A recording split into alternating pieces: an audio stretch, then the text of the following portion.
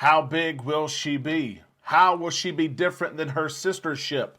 Where will she sail from? Those are all questions that cruisers have from Royal Caribbean as they decide to flex on the rest of the cruise industry. The new Icon class is debuting next January with the Icon of the Seas sailing from Miami. But Royal Caribbean said, wait just a second. Yes, we're giving you the Icon of the Seas, but let's go ahead and cut the steel. Let's have the ceremony on Valentine's Day as we love our ships. We love our loyal to Royal cruisers, and we're announcing that, yeah, we're starting our second ship in the Icon class today. We will share that story with you on the show today. Plus, we're going to talk about onboard spending.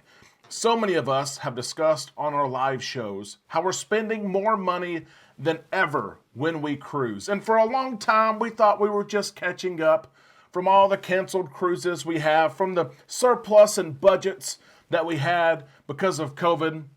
Now we're removed from that. And people continue to spend more than ever. And it's raised the question, are we spending more than ever because cruise lines are including less than ever in the cruise fare? Or are we spending more than ever because we got used to that onboard credit after COVID? Or are we spending more because, you know what, we've learned we only live one time? Let's live, let's spend. How about this? Let's go to the islands and talk about all of it right now on Island Time.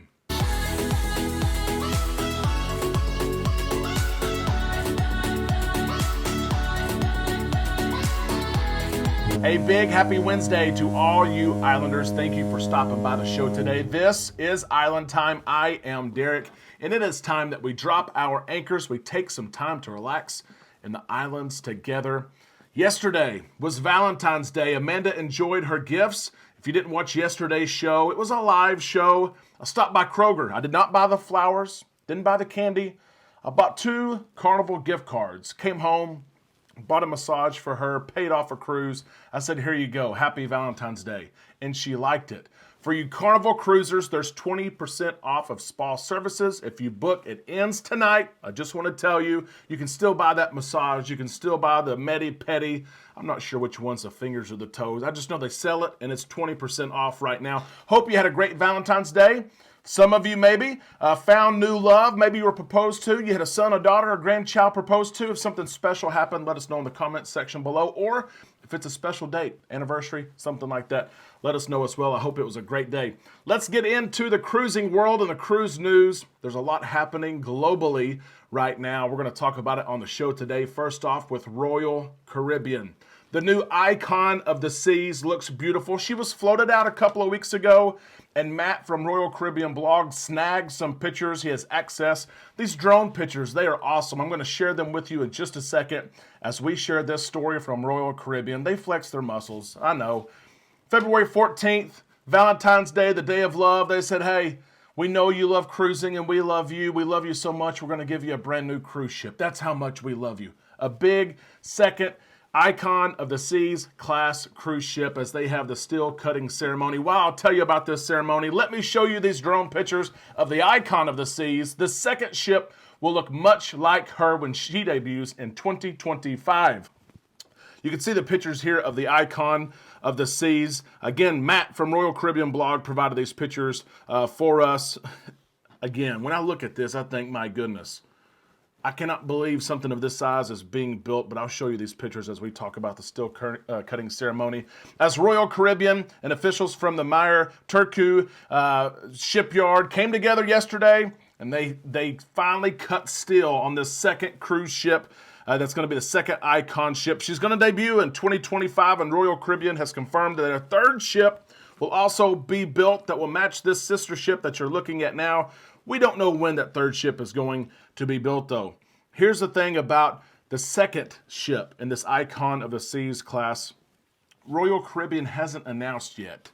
How large will she be? We know traditionally, historically, that she's going to be just a little bit bigger than the Icon of the Seas. That way, the second ship can be the largest in the world by a couple of feet, by a couple of thousand tons. She's going to have several of the same features, the new neighborhoods, the new suites, the new family style of cruising, the new adventures and water park area, the 6 slides that are on board. She's going to have that. But the big question that everyone is already asking is, where will her home port be? Where will she be based? We've had several reach out already and said, Derek, did you see this story? I said, yes. They said, bad news. The ship's probably going to be in Europe. And I don't think that's the case. When you look at global demand for cruising, when you look at where are people cruising from, where will people pull out the pocketbook and pay for the cruise? Where are ships selling at 100% and sometimes plus capacity? You know where that's from? That's from the United States. It's not in Europe right now. It's definitely not in Asia. It's not anywhere else. Cruise ships are selling full from the United States. And I think that this second ship, after she does maybe a few cruisers or has a season there in Europe, that she's going to be based out of the United States. That's where the demand is. And Royal Caribbean, their executive leadership team, they just reminded us that in their earnings call not too long ago, that they're doing so well. And the demand is here in the United States. I absolutely hope that the second Icon-class ship, we don't know her name yet, will be sailing from the United States. What is your prediction, Islanders? Where will this new cruise ship in 2025, it's amazing how fast they build these things, where will she sail out of? Let us know in the comment section below. There's a lot of people saying, and don't say this because I'm sharing it, a lot of people saying the money they've invested in Galveston, the new terminal, the fact that the Icon of the Seas will visit Galveston in some capacity in December of 2023 or in January of 2024 before she sails from Miami. A lot of people say the second Icon-class ship will head to Galveston. I don't know. Let's see what happens. Let us know what you think in the comment section below. Now, Islanders, let's have this discussion on onboard spending. As you watch cruise line after cruise line share earnings report, quarter after quarter, executive leadership teams keep mentioning and keep sharing with investors who are looking to see how much money did you make this quarter. Is my investment worth it? Should I invest more? Should I pull my money?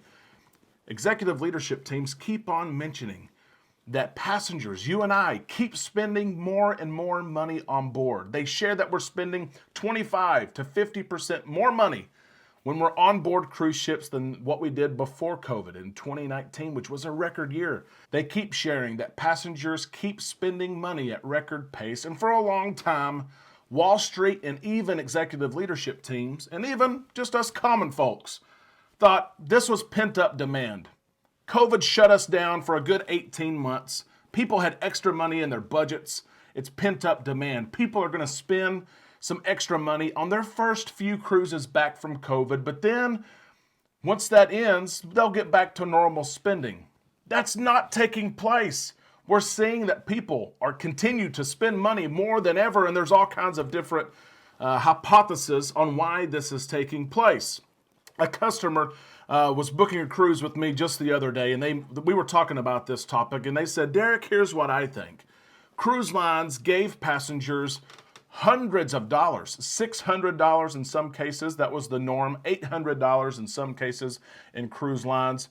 But they would say, if your cruise is canceled during COVID, rebook with us, we'll give you $600 on board credit, we'll take care of you. And passengers got used to this free money, right?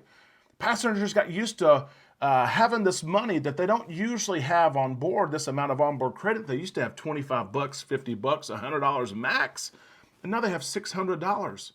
And they went to specialty dining for the first time ever. They bought the internet package with that money for the first time ever. They bought the drink package with that onboard credit money. And that has, most of these cruises, you know, they've sailed by now. This free onboard credit is now gone. But now passengers who used to not purchase some of these things, they purchased them in their first few cruises. They liked them. And now they're cruising on their own dime, and they say, you know what, we had the internet package last time, I really like that, I want to buy it. When used to, they never purchased it. They went to Chops Grill, they went to Fahrenheit 555, they loved the steakhouse. They never went before COVID, but they went with the free money, and now they love it. And now they go when they cruise and they're spending money on board. There's that hypothesis. There's also this one right here. This happened this week. A client of mine who cruises often, a diamond level cruiser on Carnival said, you know what, I'm probably going to do an all-inclusive resort next time I vacation. I said, why is that? You've cruised so many cruises across multiple brands. They said, Derek, we're getting less than ever for our cruise fare. I said, well, give me some examples. What are you talking about? And they mentioned the cuts in the main dining room, the cuts of the menus, the cuts in portion sizes, the cuts of what's offered, the fact that now you have to pay for some things that are offered or after so many dishes. They said that less now is included than ever. They cleaned my room only one time. They said, I'm going to try something else. And it made me think about this topic of onboard spending. And if one reason why we're spending money is because cruise lines are offering less than ever, and what that cruise fare, the big fare that we pay to get on board, is there really less included in that fare than ever before? Could that be why we're spending more money on board? Maybe we don't like what's offered in the main dining room, so we're going to specialty dining. Maybe we can't find the excursions that we used to find. There are several vendors worldwide who used to have their own excursion businesses, and when COVID hit, they had to find something else to do. There's no tourist.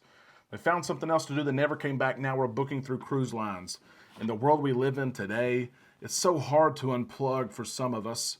We have to purchase the internet package. We have to pay whatever the cruise line says it is, because either we can't unplug from work, we don't want to unplug from work, we can't get off social media. We are spending more than ever. Let me ask you, are you spending more than ever when you cruise? And why are you spending more than ever? Is it because you got used to a different cruise experience with an onboard credit? Is it because you have a surplus budget, you're cruising more? Is it because you've always spent a lot of money and now things are up and you're spending money now because you have to pay the difference for the inflationary prices? Let us know about your onboard spending habits in the comments section below. Let us know what you spend on board. And let us know too, are there cruisers still out there that pay that cruise fare and are minimalist? They don't spend very much money at all. They eat what's free, they drink what's free. They still have a good time. Let us know in the comment section. We can't wait to hear from you, and we hope you enjoyed the show today. Let me personally invite you, if you are not a subscriber to this channel yet, subscribe, ring the bell. That will make sure that you get notifications when we upload content. And while you're down there, hit that thumbs up button. Let us know you enjoyed the content, you enjoy the community. We'll keep on creating this content daily for you to see. Islanders, we hope you have a great day. We'll see you in the comment section below, on our Facebook page, and tomorrow right here on Island Time.